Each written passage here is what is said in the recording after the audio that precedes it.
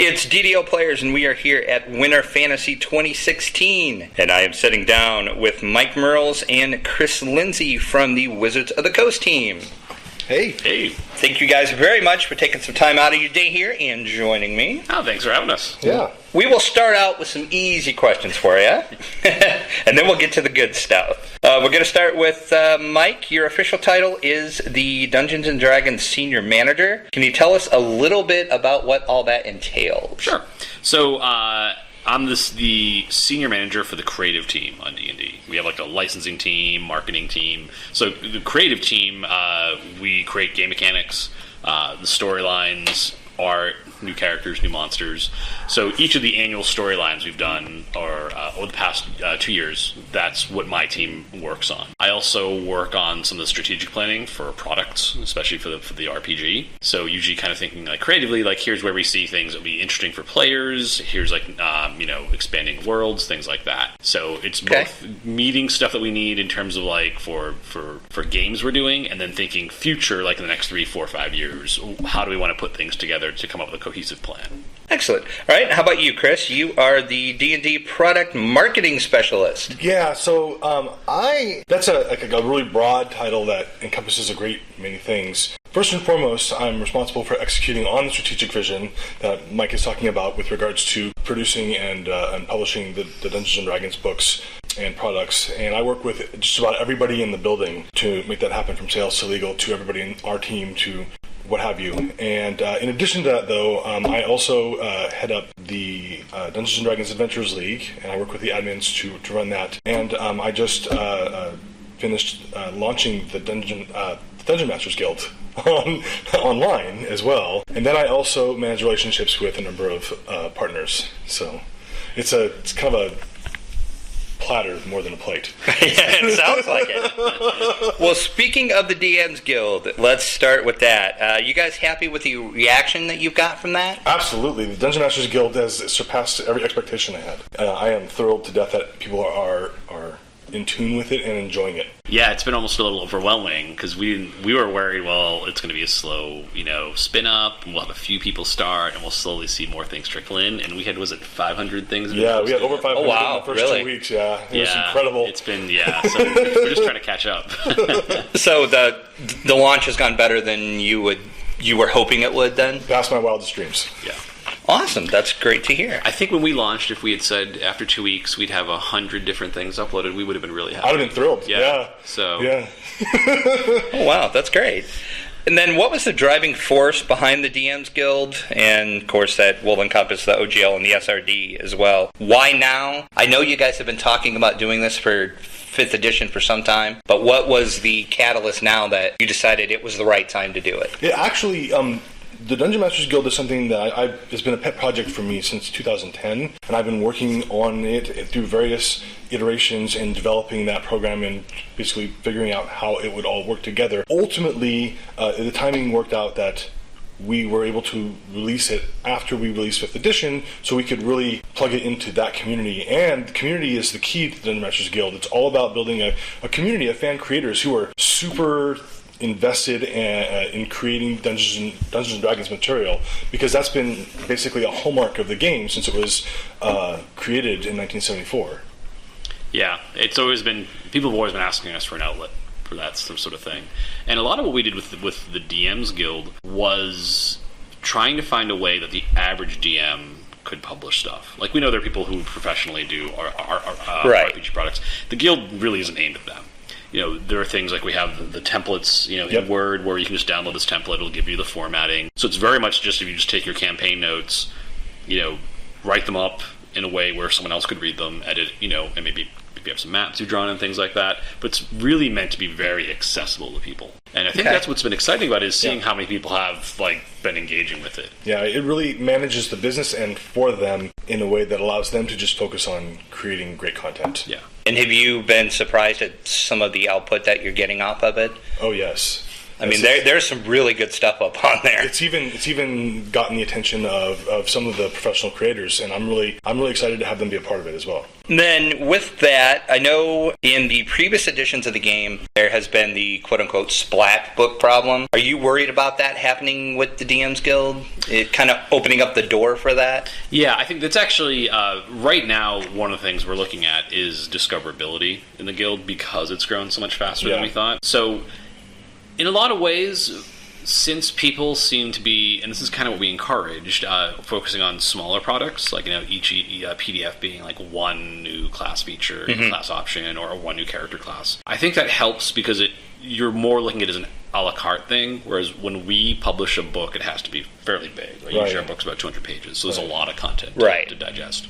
And so what I think that actually helps with that once we get discoverability solved, once we're doing a bit better with that, and that's again something we're just kind of playing catch up with. I think it'll be easier for things that are interesting to rise to the top. The things people say, hey, this is the best stuff. I think that's still evolving as ratings and reviews and stuff settle in. And then I think also what we're looking to do is issue essentially what are like design challenges. I mean, this is still something we're planning because we're launching maybe earlier than we thought. You could imagine like in October, we might say, oh, okay, October is Undead Month, right? So we might like upload a bunch of art for undead creatures people to use and say, create your best zombie variant. And then hopefully that kind of helps focus things. The other side of it, too, is I think the real clutter happens in home games really when you're just looking at like official content, like when Wizards is saying, like, here's the official stuff, and as that gets bigger. And that's something which we're trying to manage. I mean, essentially our advice to Dungeon Masters is, use one expansion beyond the core rulebooks at a time. Don't try to use everything. It'd be kind of like if you've played board games, like, say, Arkham Horror or something like that, trying to use every single expansion ever published for it would just... Oh, you'd go crazy, Exactly. I say the same thing about games like Dominion as well, right? Because I play a lot of Dominion, and if you go more than one expansion, you are opening yourself up to a world of confusion. Right, exactly. Yeah, so I think some of it's for us is kind of learning from that and kind of getting this idea. In role-playing games, I think people have this idea that you do use all the expansions at once, and we're going to try to take some steps to make that kind of... It's maybe not the best way to play. We really emphasize that, too, in our Adventures League play as well, to make sure that to kind of set the example and the standard for what a really good play experience is by only keeping it down to a very limited pool of resources. Yeah. And switching gears away from the DMs Guild, the Unearthed Arcana articles have been really popular. Can you tell us maybe what you got coming up for that? So we just tackled Psionics in February. We are actually looking at using Unearthed Arcana with the DMs Guild because we know there's a lot of cool stuff being created there. So incorporating some of that, pointing out some of the interesting pieces and things like that. Because one of the things we've talked about long term is like interesting things in the guild or creators may start contributing to official D&D products. And then other than that, the one of the things we've looked at is the Ranger, though it'll be a while before I think we take another go at trying a revised Ranger. The feedback we got last year was pretty much people weren't too happy with like the first draft we took, so it's kind of regroup and reassess. And the Druid is overdue for getting any new material. We just talking, the Druids almost feels a little feature complete, so it's sort of like, well, there's definitely avenues we can expand, but it hasn't been the same kind of demand we've had for some of the other classes. Not as much.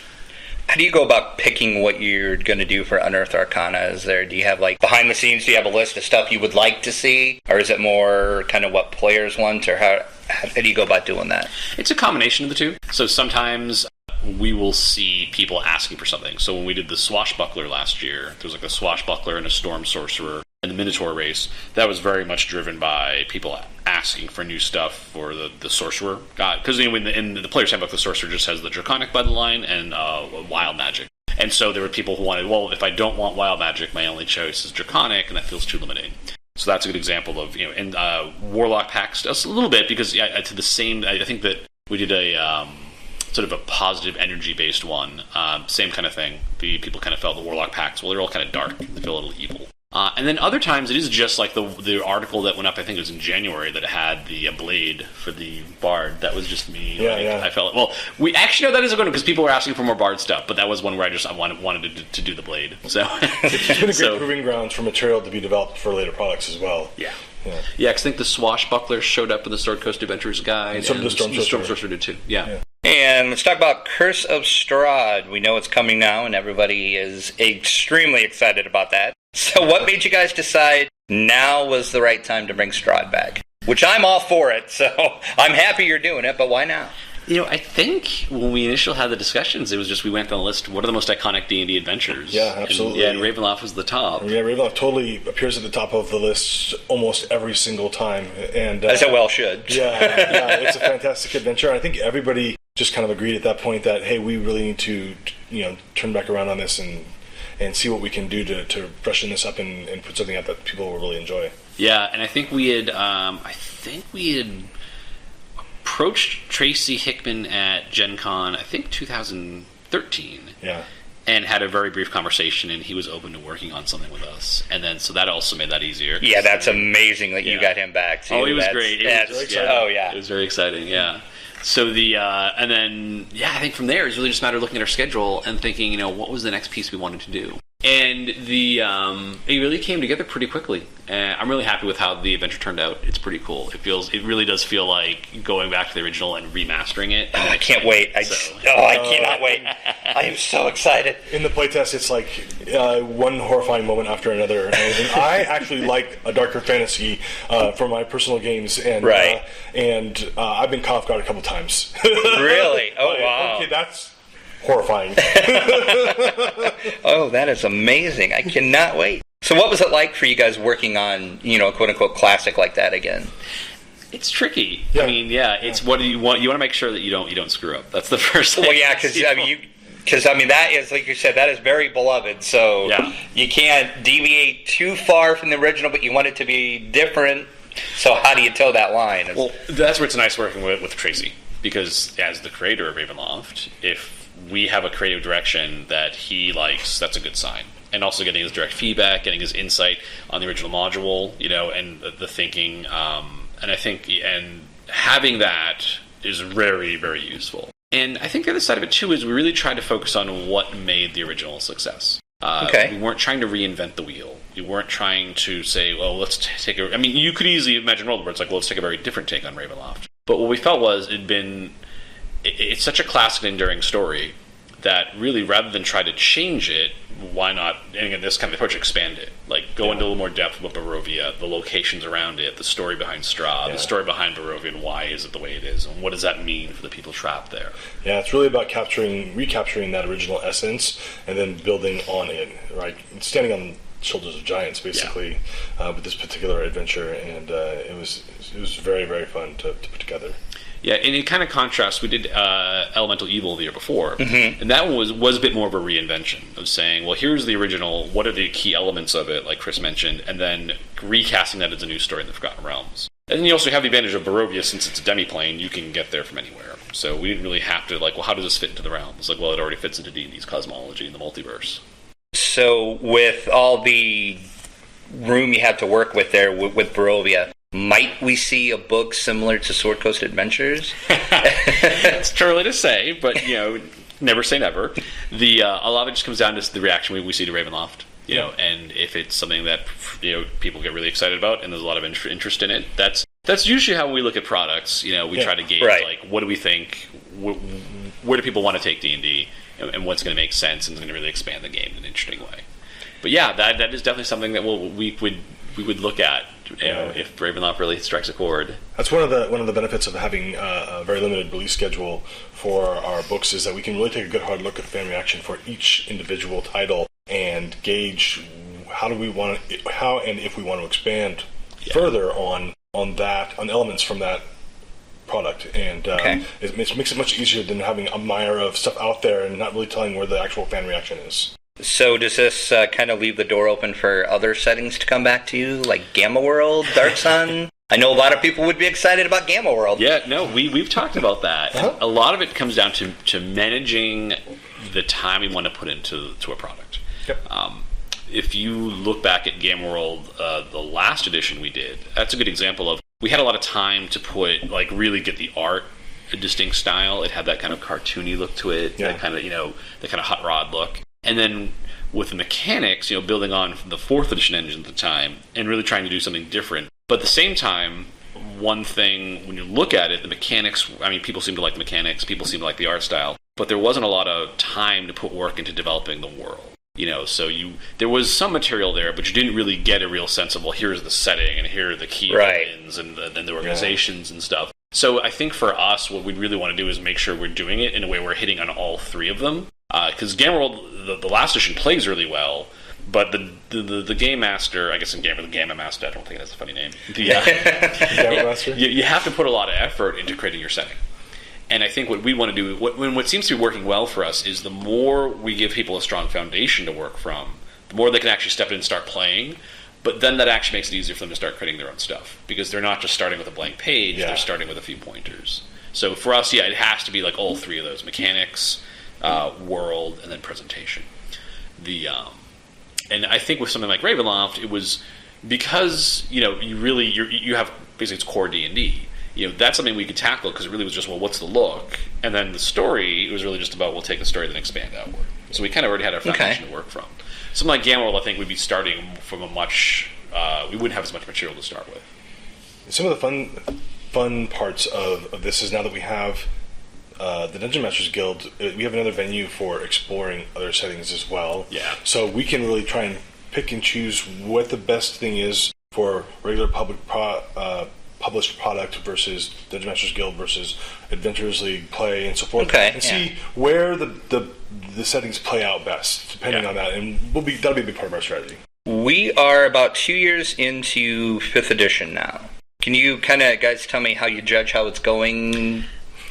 Are you happy with the response? I'm taken by your smiles and your reactions, and you're very happy. But sales for 5th edition and the interest in 5th edition and the excitement on 5th edition has been absolutely it's like the Dungeon Masters Guild. It surpassed every expectation I think we ever had, and every edition we've ever released previously. 5th edition has been just received a phenomenal response, and one of the coolest things is that we've really found that the average age of our players has actually gotten significantly younger, which we like because we want to have more fresh blood in the hobby. And we find that the younger crowds are now the younger gamers are starting to get into the tabletop play experience, and not just board games, but also RPGs. And because 5th edition is so accessible, they find it very easy to step into the game. Yeah, it's actually been... we've been reprinting the book so often that we actually, I was talking to Jeremy Crawford about this, we actually are having some issues with scheduling and planning because reprints keep popping up. Oh, wow, really? So it's been a good problem to have. But it's been one of the things we've had to manage. So, it's been really great. And I think, 5th edition, one of the things I think that I'm really happy with is how the starter set has worked out. We took kind of a risk because it doesn't have character creation in it. Instead, we just said, let's just give people a really meaty adventure. And what seems to be happening is that's been a really great stepping stone to get people to just start playing. Because one of the things I always felt about D&D is, if you introduce someone to D&D for the first time, you don't make them read all the rules and memorize everything. Right, exactly. Just have them sit down and start playing. And then I think the other half of the equation is with people streaming their game sessions now, with Critical Role and things like that. We stream our own games. Mm-hmm. It's made it so, the questions I would always get in the past would be, well, what is Dungeons & Dragons? And, people couldn't really understand it. But if they just watch people play, I think it makes it so much easier for you to pick up, okay, here's how actually the game works. I feel that way a lot of board games, right? Where someone's the first time I played Dominion, that's a great example, and someone's trying to explain it to me, it's I don't really understand what's happening. Okay, let's just sit down and play. Oh, I get it. I'm recruiting cards into my deck. That makes total sense. Yeah, and 2 turns in, you got it. You played 15 minutes, and you're like, okay, now you become an active player. And the same thing is true for our starter set. Yeah, I think Dungeons & Dragons is that times 10, where it's you're pretending to be someone, and this stuff, and it's just, and the Dungeon Master, and then when you watch, it's it's just, it's just such a distinct game, it's very hard to describe. You don't have a reference point. Yeah. Because tabletop role-playing is such a different beast compared to everything else. Yeah. So you think the Twitch and people streaming Critical Role, I know that's huge. Has that helped with the growth immensely, you think? Absolutely. I think it's really helped make the game far more accessible than it's ever been. Which, I know it was exciting to see Vin Diesel with, the Critical Role guys. That was pretty amazing. So. I'm a huge Vin fan. Oh, yeah. I saw that. I pretty much totally geeked out. I think we all did. And I know you guys have talked about this kind of before, but some of our listeners have asked about it. What is the whole deal with Gen Con this year? since you're not going to have a quote-unquote official presence at Gen Con?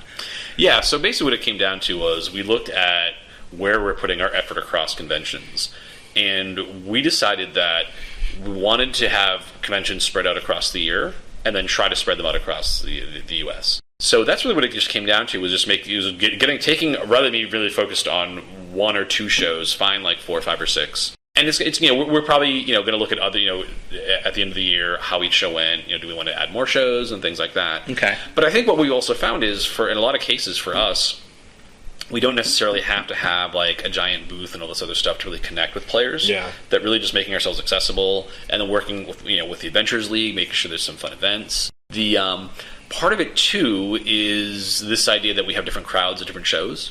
And so what we really found with D&D is that D&D is a lot of things to different people. For some people, it's a tabletop game, or for a lot of people, it's a tabletop game.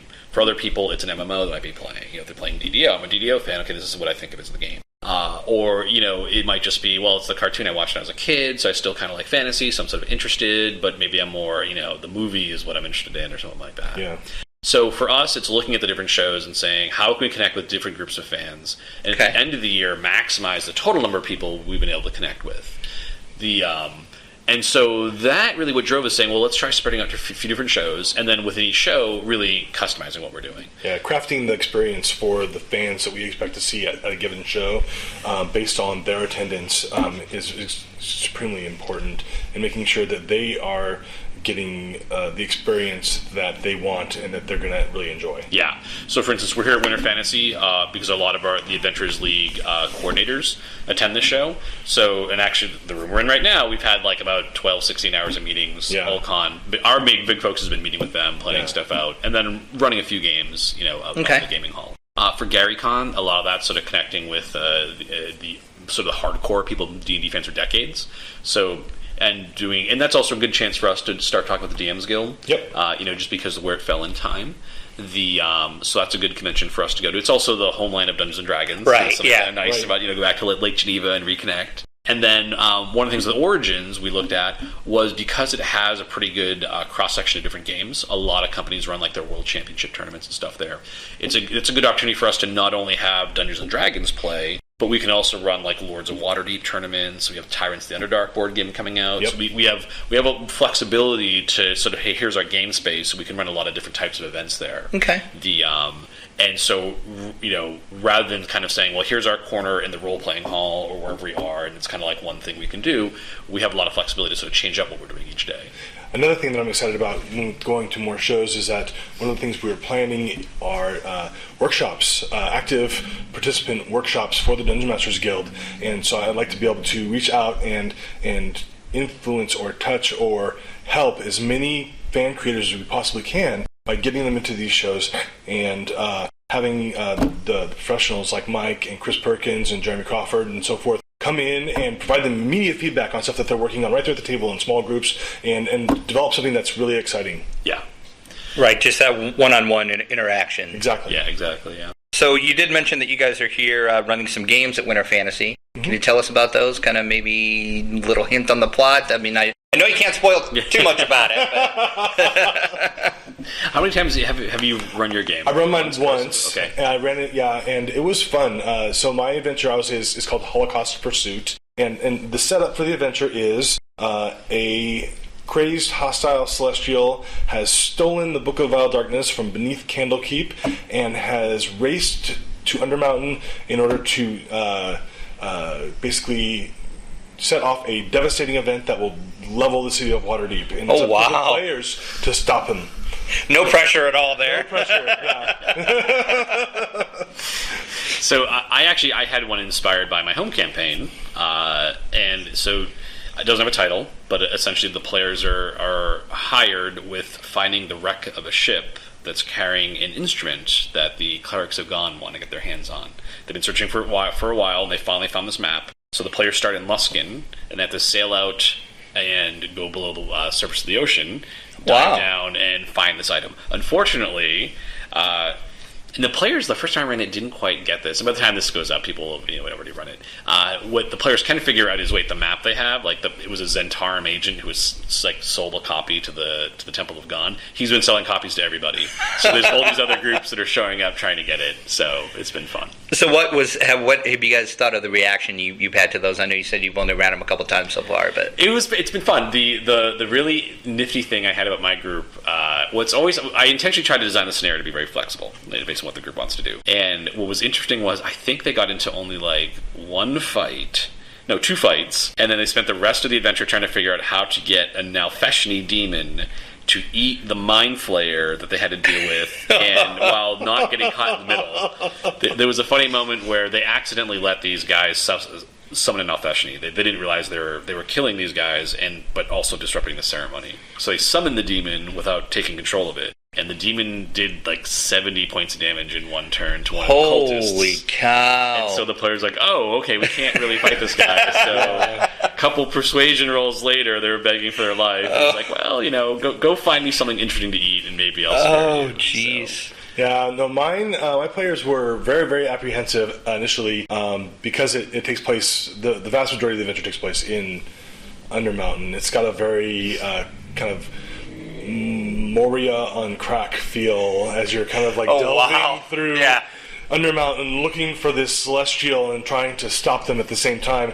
It's a lot of exploration, and there's plenty to fight as they go from chamber to chamber looking for them. Okay, and I know you guys have a pretty tight schedule here, so we just have a few more questions. These next two should be pretty easy for you because I'm sure you're not going to really have an answer, but we're going to ask anyway. Can you give us some updates on PDFs of the core rulebooks? I know everybody is asking for those. So we don't have anything to announce at this time. So I figured. Darn! Thought maybe I'd get something. How about any updates on the D&D movie? That's still moving along. Right now, where it's Warner Brothers is our partner working on the movie. Mm-hmm. So we actually haven't heard any updates yet, but I know they are right now full steam ahead working on the movie. So kind of laying the groundwork. We're looking forward to see what happens next. Yeah. Okay. And we are a primarily Dungeons & Dragons online site, though we do cover tabletop and board games as well. We have heard from the Turbine folks that you guys do work with them. Can you kind of expand on that a little bit? Because they couldn't tell us a lot due to your... And you guys probably can't either, but just kind of what is your take on working with Turbine on the game? Yeah, so usually the way it works is each year we have these the big storylines we do. And then with each partner we work with, so what will usually happen is as the storyline comes together, we would send a Turbine a story Bible. And then based on the contents of the Bible, we'll work with them to figure out what their content plan is going to be. And it's not something where we force people to do anything. Usually it's more like, well, here's where our focus is. How do you want to work with it? I know Turbine's been pretty flexible in how they want to approach things. And I think, last year they did, for instance, they did the Temple of Elemental section. Yep. And so we'll usually just look for each partner kind of take their own spin on it. And we know with things like Ravenloft, it might just not be necessarily a good fit for the game and things like that. So so usually it's kind of a back and forth. We'll kind of lay down, here's what we're doing for the year. And then a partner like Turbine will kind of pick and choose how they want to work with it. And then they'll sort of propose to us the content that they want to work on. And usually Turbine's always been really easy to work with. They're all D&D fans. So it's really just a matter of what's the exciting dungeon or content they want to add to their game. Yeah.